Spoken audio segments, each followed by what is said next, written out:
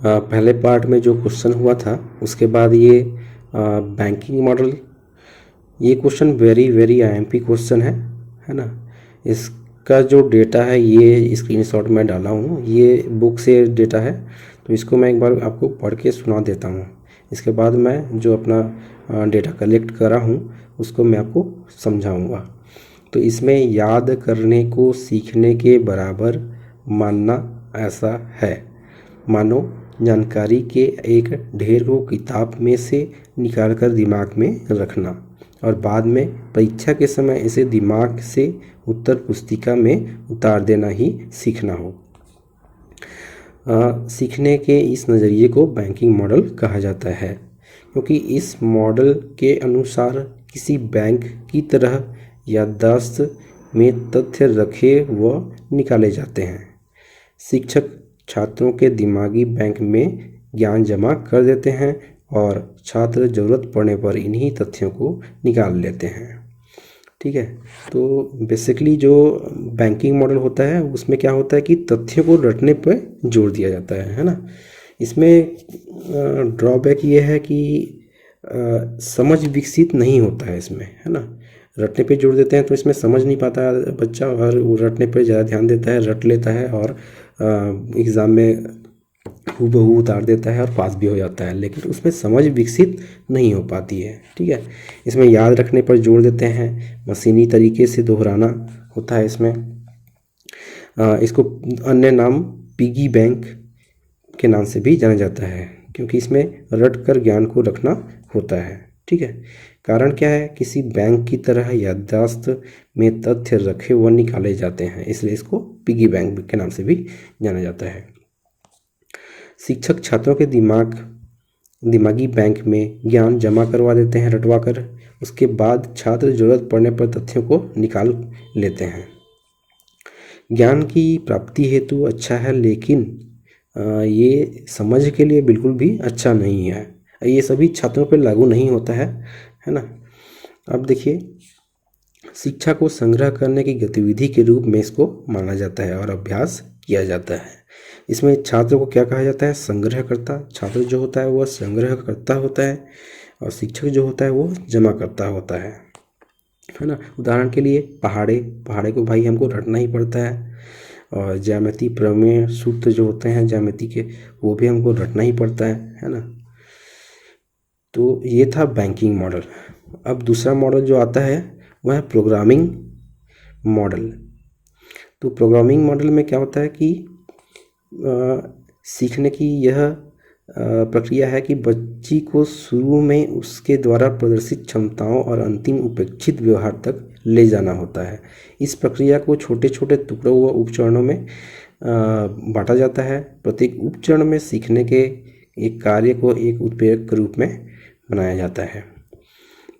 मतलब इसमें क्या होता है कि सीखने के लिए हम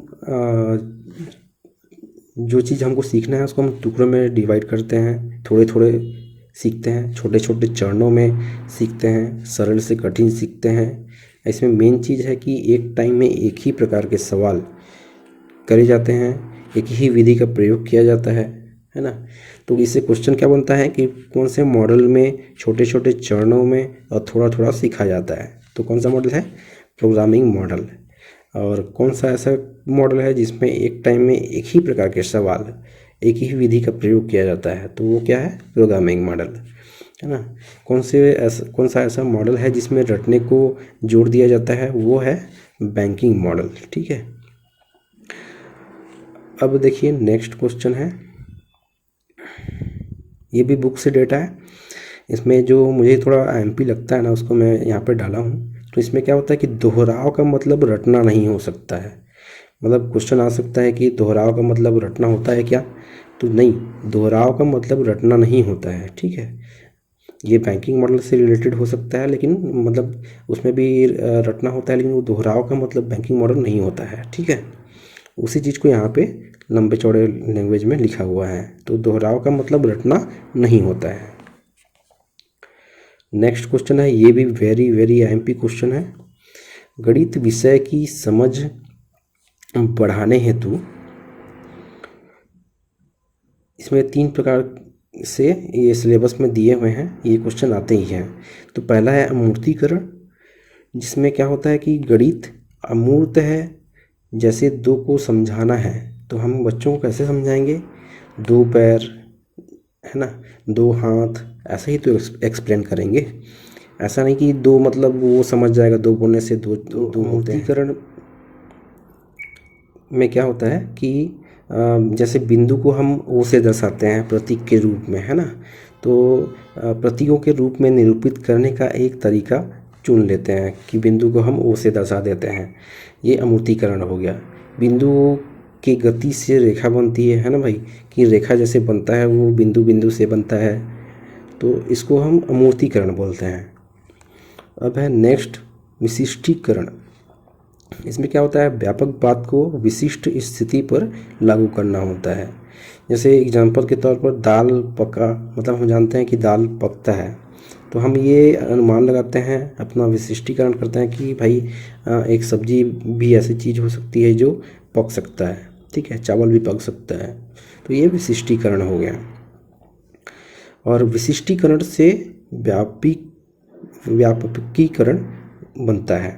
तो व्यापकीकरण क्या होता है, हमें जोड़ आता है लेकिन नई गणितीय चीज़ों पर लागू करते हैं। मतलब जोड़ आता है तो उसका प्रयोग जो है व्यापक रूप से हम दूसरे चीज़ों में भी प्रयोग करते हैं ना, तो वही चीज़ है। जैसे चतुर्भुज के चारों कोणों का योग 360 अंश होता है ना भाई, चारों कोणों का योग जो है 360 अंश होता है। उसके बाद विशिष्टीकरण से व्यापीकरण बनता है। जैसे उदाहरण के तौर पर एक दाल पकता है जान जाते हैं, है ना, तो अन्य दाल भी पक सकते हैं, ये हम अपना ज्ञान को व्यापकीकरण करते हैं। बीजगणित अंकगणित का व्यापकीकरण होता है। नेक्स्ट है सामान्यतः गणित सीखना कठिन है क्योंकि इसकी प्रकृति मूलतः अमूर्त है, गणित में अच्छे शिक्षक उपलब्ध नहीं है, बच्चे पढ़ना नहीं चाहते, शिक्षण पद्धति त्रुटिपूर्ण है। तो इसमें से क्या आंसर होगा आप बताइए, और आंसर कमेंट बॉक्स में प्लीज़ टाइप करिएगा, है ना, और लाइक सब्सक्राइब और शेयर जरूर करिएगा। तो सामान्यतः गणित सीखना कठिन इसलिए होता है क्योंकि यह अमूर्त होता है। बहुत सारी चीज़ें हमको रटवा दी जाती हैं, फार्मूला होते हैं जिसके बारे में हमें पता ही नहीं है कि कहाँ से आए हैं। तो गणित क्या होता है, थोड़ा सा कठिन होता है क्योंकि वह अमूर्त है। अब देखिए ये जो डेटा है ये बुक से उठाया गया है, तो मुझे लगता है कि ये क्वेश्चन आ सकते हैं, तो मैं इसको बिल्कुल बता रहा हूँ। और बुक में ये प्रॉपर तरीके से बोल्ड लेटर में लिखा हुआ है, जो अभी तक आया भी नहीं है कुछ क्वेश्चन। तो देखिए जिक्सॉ पहली ऐसी पहेली है जिसमें बच्चे लकड़ी, गत्ते या प्लास्टिक के छोटे छोटे टुकड़ों को जोड़कर कोई आकृति बनाते हैं। तो ये क्वेश्चन पढ़ लीजिए आप अच्छे से, ये हो सकता है नेक्स्ट एग्ज़ाम में आ जाए। अब देखिए बच्चों और बड़ों के सोचने का ढंग क्या होता है, अलग अलग होता है ना भाई। बच्चों और बड़े जो सोचते हैं ना, उनका सोचने का ढंग अलग होता है। एक क्वेश्चन आता है बच्चों और बड़ों के सोचने का ढंग मात्रा में बराबर हो सकता है, लेकिन सोचने का ढंग अलग अलग होता है, ठीक है। क्वेश्चन बड़ों की उम्मीदें बच्चों के सही तरीके से सीखने में रुकावट बन जाती है ना। तो ज़्यादा उम्मीद रखने से भी क्या है, बच्चे आगे नहीं बढ़ पाते हैं, है ना। बड़े ये समझ लेते हैं कि बच्चे संख्या का मतलब समझ गए हैं, मतलब उनको बड़ों को क्या लगता है कि वे बच्चे जो है संख्या का मतलब समझ गए हैं, लेकिन कुछ बच्चे नहीं समझ पाते और बड़े जोड़ इत्यादि पर जोड़ देते हैं।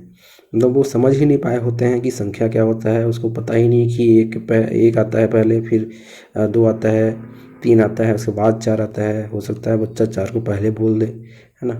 तो इसलिए वे बिना समझे याद करके रट कर मशीनी तरीके से जोड़ कर भी लेते हैं कभी कभी।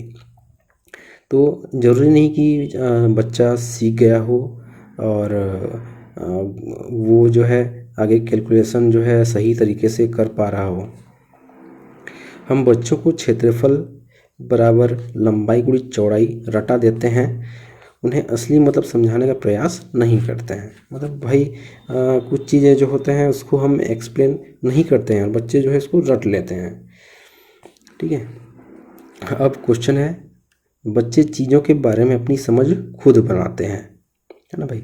बच्चे जो है चीज़ों के बारे में समझ अपने आप से ही बनाते हैं। क्वेश्चन है, विश्लेषण, किसी चीज़ या प्रक्रिया को छोटे छोटे हिस्सों में बांटना, विश्लेषण करना और उन हिस्सों को समझकर पूरी प्रक्रिया को समझना, ये क्या होता है, विश्लेषण। और संश्लेषण में क्या होता है, इसका उल्टा होता है। किसी चीज़ या प्रक्रिया को छोटे छोटे हिस्सों में यहाँ इसमें बांटना होता है विश्लेषण में, तो इसमें क्या होता है, इसमें जोड़ना, संश्लेषित करना, जोड़ना, और उन हिस्सों को समझकर पूरी प्रक्रिया को समझना। तो संश्लेषण में क्या होता है कि हम संश्लेषित मतलब जोड़ते हैं, है ना, और विश्लेषण में हम चीज़ों को छोटे छोटे हिस्सों में बांटते हैं और प्रक्रिया को समझते हैं। तो इस प्रकार जो है मेरे ख्याल से 10-20 क्वेश्चन हो गए होंगे, तो इसको आप अच्छे से पढ़िए। तो और मैं नेक्स्ट पार्ट के लिए तैयारी करता हूँ, डेटा खोजता हूँ। आप लाइक करिए, सब्सक्राइब करिए और शेयर करिए।